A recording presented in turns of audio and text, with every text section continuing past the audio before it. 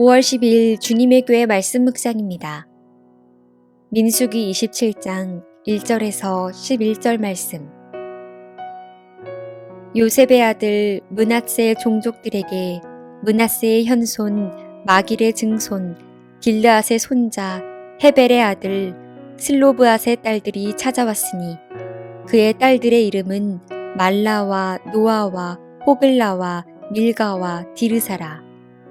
그들이 회막문에서 모세와 제사장 엘르아살과 지휘관들과 온 회중 앞에 서서 이르되 우리 아버지가 광야에서 죽었으나 여호와를 거슬러 모인 보라의 무리에 들지 아니하고 자기 죄로 죽었고 아들이 없나이다. 어찌하여 아들이 없다고 우리 아버지의 이름이 그의 종족 중에서 삭제되리이까. 우리 아버지의 형제 중에서 우리에게 기업을 주소서 하매 모세가 그 사연을 여호와께 아뢰니라. 여호와께서 모세에게 말씀하여 이르시되 슬로브앗 딸들의 말이 옳으니 너는 반드시 그들의 아버지의 형제 중에서 그들에게 기업을 주어 받게 하되 그들의 아버지의 기업을 그들에게 돌릴지니라. 너는 이스라엘 자손에게 말하여 이르기를 사람이 죽고 아들이 없으면 그의 기업을 그의 딸에게 돌릴 것이요 딸도 없으면 그의 기업을 그의 형제에게 줄 것이요 형제도 없으면 그의 기업을 그의 아버지의 형제에게 줄 것이요 그의 아버지의 형제도 없으면 그의 기업을 가장 가까운 친족에게 주어 받게 할지니라 하고 나 여호와가 너 모세에게 명령한 대로 이스라엘 자손에게 판결의 규례가 되게 할지니라. 샬롬, 평강의 하나님께서 오늘도 자녀된 우리를 평안히 인도하시고 하나님의 말씀을 통해 우리를 의의 길로 인도하실 것을 믿습니다. 성경의 인도를 따라 오늘도 믿음으로 걸어가며 인생길 가운데 승리를 경험하시는 모든 성도님들이 되시길 주님의 이름으로 축복합니다. 다 함께 말씀을 보시겠습니다. 이스라엘의 두 번째 인구조사가 끝난 이후에 가나안 땅에 들어가기 전 이스라엘은 몇 가지 문제들을 해결해야 했습니다. 그래서 오늘 본문 민수기 27장에서는 두 가지의 계승에 관한 문제를 다루고 있지요. 첫 번째 계승 문제는 딸들도 땅을 상속하게 해달라는 슬로브앗의 딸들의 청원의 문제이고, 두 번째는 모세의 지도권을 계승한 여호수아의 말씀입니다. 오늘 본문 말씀을 자세히 들여다보면 슬로브앗이라는 인물이 등장합니다. 여러분은 슬로브앗에 대해 들어보신 적이 있으십니까? 아마도 낯선 이름일지도 모르겠습니다. 하물며 오늘 본문에서는 슬로브앗의 5명의 딸들의 이름이 등장합니다. 말라와 노아와 호글라와 밀가와 디르사. 구약 성경에서 누군가의 딸의 이름을 이렇게 자세하게 기록하고 있는 것은 매우 독특한 일이 아닐 수 없습니다. 구약 성경은 보통 여성을 나타낼 때 그다지 중요하지 않은 인물에 대해서는 누구누구의 딸 혹은 누구누구의 아내 이런 식으로 기록하고 있지요. 왜냐하면 고대 근동의 문화에서 여성들은 약자였고 상대적으로 남성에 비해 덜 중요한 존재였기 때문에 남성 중심의 사회 속에서 여성은 쉽게 드러나지 않았던 것입니다.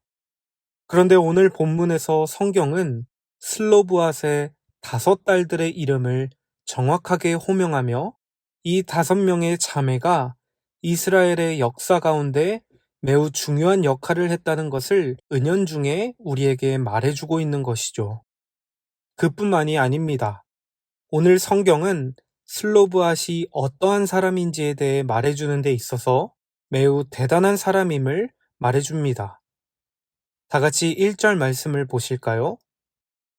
요셉의 아들 므낫세 종족들에게 므낫세의 현손, 마길의 증손, 길르앗의 손자, 헤벨의 아들, 슬로브앗의 딸들이 찾아왔으니 그의 딸들의 이름은 말라와 노아와 호글라와 밀가와 디르사라.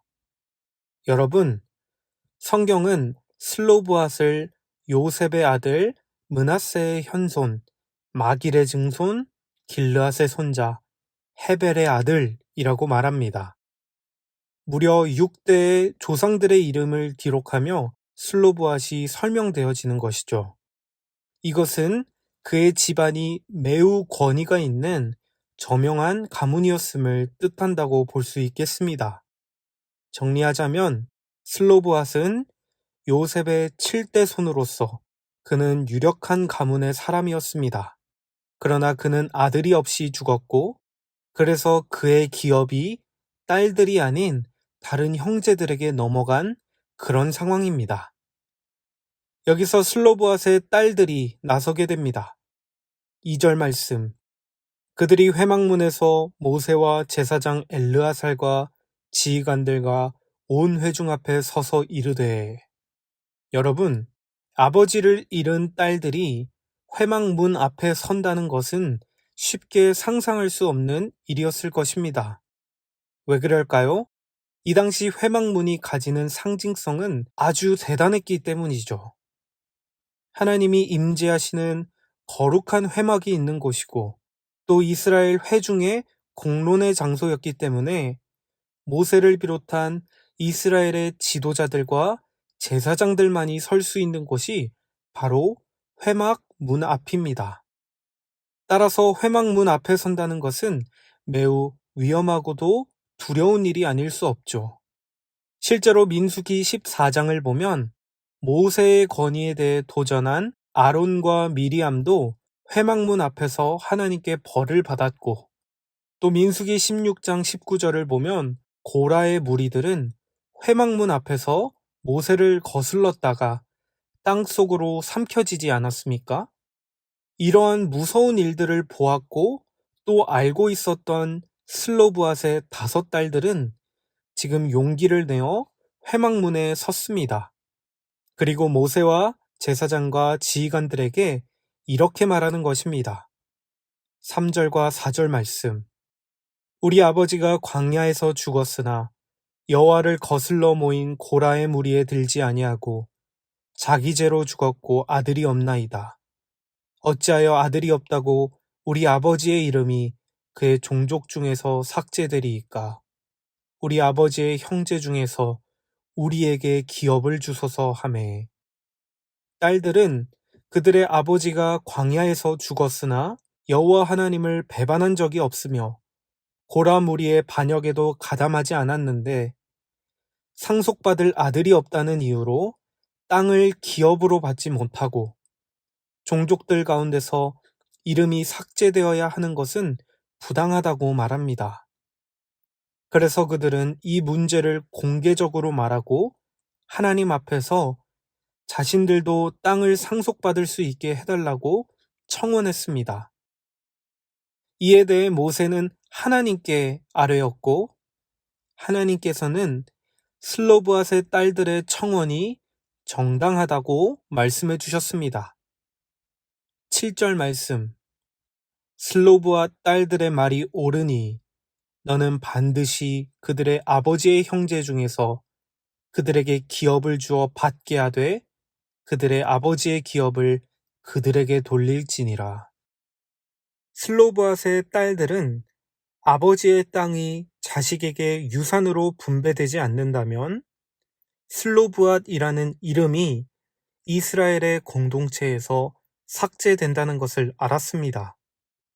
그렇기에 그들은 아버지의 이름을 보존하기 위해 아버지의 이름으로 딸들도 기업을 상속받을 수 있게 해달라고 청원했습니다. 그리고 하나님께서는 아들이 아니기 때문에 아버지의 기업을 물려받을 수 없는 것은 잘못된 것이고, 딸밖에 없을 경우 당연히 딸도 아버지의 유산을 물려받을 자격이 있다고 판결해 주신 것이죠. 중요한 것은 이 과정을 통해 이스라엘에는 여자들도 땅을 상속받을 수 있는 것이 가능해진 것이고, 이처럼 특수한 상황에 대해 새로운 법이 나오게 되었다는 것입니다. 이스라엘의 유산 상속은 북의 혈통을 통해 이루어지는 것이 원칙이었지만 하나님께서는 딸에게도 땅의 공정한 분배를 약속해 주셨고 여성들의 상속에 대한 권리를 보장해 주셨습니다. 이제 이스라엘은 공정하신 하나님의 뜻에 따라 사회적 약자였던 여성들의 상속 권리를 인정하게 되었고, 이것은 남성 중심의 사회에서 여성들의 존재가 고려되어졌다는 것을 말해주고 있는 것이죠. 여러분, 이스라엘이 광야 생활을 할 당시, 이 당시 고대 근동에서는 땅을 차지하기 위해서 힘이 필요했습니다. 고대 근동의 양육강식의 삶의 방식은 힘 있는 나라가 전쟁을 통해 약소국들의 땅을 빼앗고 그들을 힘으로 눌러 종으로 삼는 것이 당연했던 것입니다. 이런 상황에서 이스라엘도 애굽의 종살이를 했던 것이 아닙니까? 이처럼 힘의 논리로 약자들을 억압하고 탄압하는 세상 속에서 하나님은 이스라엘을 자신의 백성으로 삼아주시고 그들을 새로운 대안적인 공동체로 만들어 주셨습니다. 출애굽을 통해 이스라엘에게 자유를 주시고 새로운 땅을 주시겠다고 약속하셨고 그 약속의 땅을 분배받아 하나님의 언약 백성으로 살아가라는 것이 하나님의 비전입니다.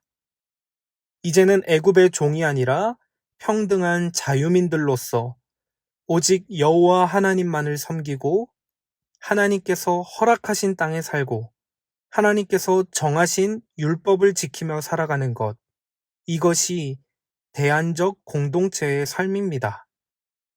약속의 땅에 들어가게 되면 이스라엘의 12지파들이 서로 겨루기를 통해 땅을 얻는 것이 아니라 하나님이 정해주신 대로 공평하게 땅을 나누어 경작하고 이제는 다른 고대 근동의 삶의 방식을 버리고 오직 여호와 하나님만 섬기는 것, 이것이 대안적 공동체의 중요한 특징이라는 것이죠. 그런데 오늘 본문 말씀은 출애굽한 이스라엘 공동체가 정말 하나님의 대안 공동체로서 아직은 충분치 않다는 것을 또한 보여줍니다. 공평하신 하나님께서 슬로브앗의 딸들을 통해 여성들의 권리를 인정해 주신 것은 이스라엘이 더 구별된 하나님의 백성이 되려면 약자들을 헤아리고 고려해야 한다는 것을 또한 말씀해 주시는 것이죠.